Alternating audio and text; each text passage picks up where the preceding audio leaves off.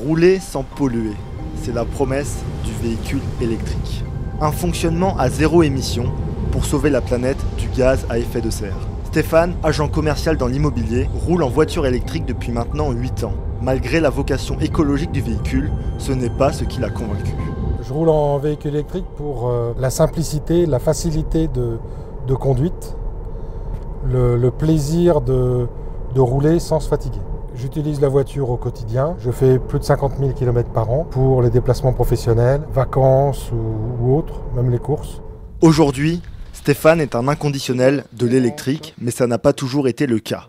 Le Dunkerquois de 54 ans a baigné dans l'univers du véhicule thermique. On est ici dans le garage familial avec les Granada 1974-75. Sur la question de l'écologie dans la mobilité, Stéphane a un avis bien tranché. Fondamentalement, je ne suis pas convaincu que ça soit plus écologique, même si tout le monde communique là-dessus. Pour moi, ça reste un outil. C'est un petit effort.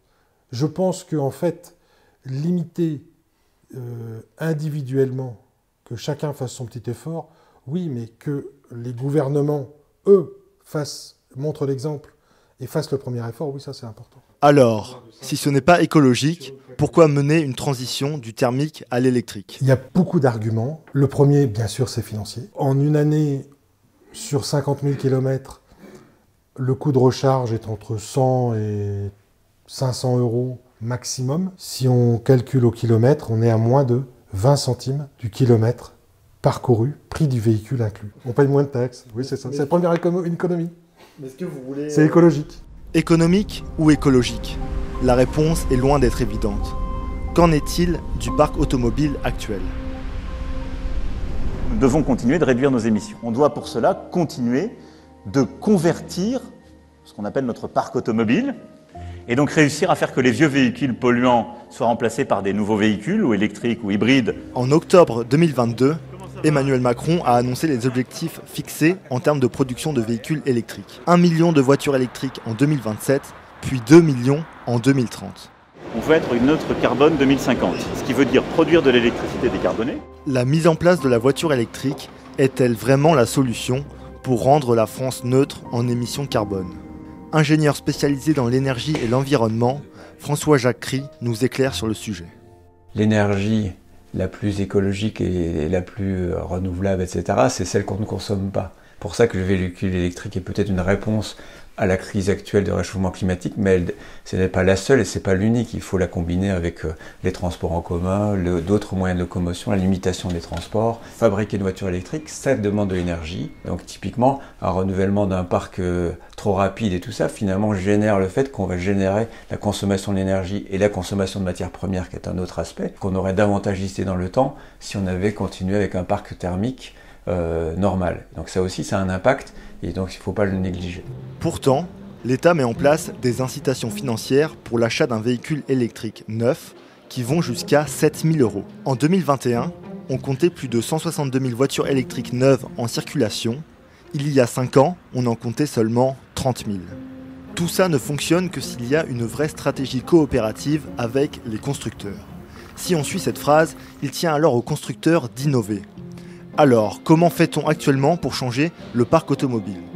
Christophe Dieu, conseiller commercial chez l'un des géants allemands de l'automobile, nous en dit plus.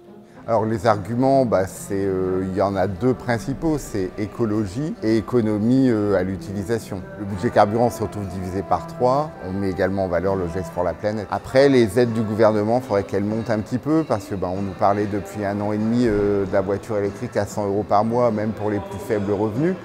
On ne la voit pas arriver, on ne sait pas comment on peut arriver à ça. Du point de vue économique, tout semble clair. Mais qu'en est-il de l'écologie ? Premier argument de l'électrique. La politique Volkswagen, c'est way to zero, se rapprocher d'un bilan carbone zéro entre la fabrication, l'utilisation et le recyclage de la voiture. Une ID3, une ID4, une ID5, c'est recyclable à peu près à 95 à 97%. Si on enlève la batterie. Oui, il y a des métaux lourds, qu'actuellement les batteries sont encore fabriquées essentiellement en Chine, mais après, je n'ai pas de détails précis à vous donner, j'en connais pas. Recyclable à condition d'enlever la batterie. Si le concessionnaire ne peut pas en dire plus, c'est parce que le recyclage des batteries est géré par des entreprises spécialisées. Fin 2022, les institutions de l'Union européenne sont parvenues à un accord sur les batteries avec de nouveaux objectifs de recyclage obligatoires pour le lithium, 80% en 2031. Pour atteindre ce chiffre, l'État met la pression sur ces entreprises de recyclage et aussi sur les fournisseurs de stations de recharge comme Ionity. Une simple aire de repos où il n'y a pas de boutique, rien, il faut qu'il y ait des bornes de recharge. Les autoroutiers mettent la pression aux pétroliers pour qu'ils installent des bornes. Et du coup, les pétroliers nous mettent la pression pour que nous, l'installation se fasse rapidement et les mises en service se fassent rapidement. À l'heure actuelle, on demande des bornes qui ont à peine 2-3 ans parce que la technologie a tellement évolué en 2-3 ans qu'on est déjà passé sur des nouvelles générations de bornes. Et du coup, quand la borne elle est arrivée en fin de vie, elles sont automatiquement recyclées. Mais je ne saurais pas vous dire exactement recycler comment. Mais alors, quelles sont les conséquences de cette pression à l'innovation ? Il y a des polémiques sur les batteries lithium qui viennent des pays asiatiques, qui sont minées par des enfants. Faut voir, ouais, je sais pas. Pour concevoir une batterie, les constructeurs doivent d'abord s'approvisionner en matières premières comme le lithium-ion, le cobalt et le manganèse. Ces minerais sont enfouis dans la croûte terrestre aux 4 coins du globe et dépendent d'un marché dominé par la Chine. Ces terres rares sont principalement exploitées selon une technique très coûteuse en énergie et surtout polluante, comme le dénonce François Jacquery.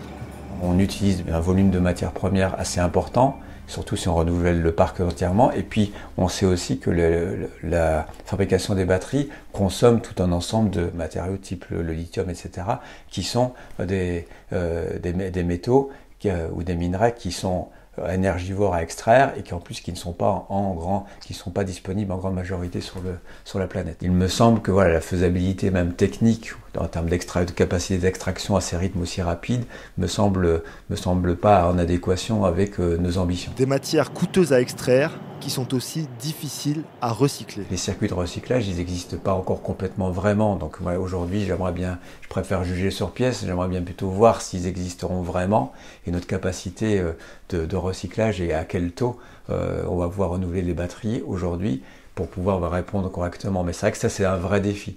Mais on peut imaginer qu'on peut créer ces filières. Je pense que la recherche devrait aussi se focaliser sur ces aspects-là pour se dire, en effet, le véhicule électrique est vraiment la réponse par rapport au véhicule thermique.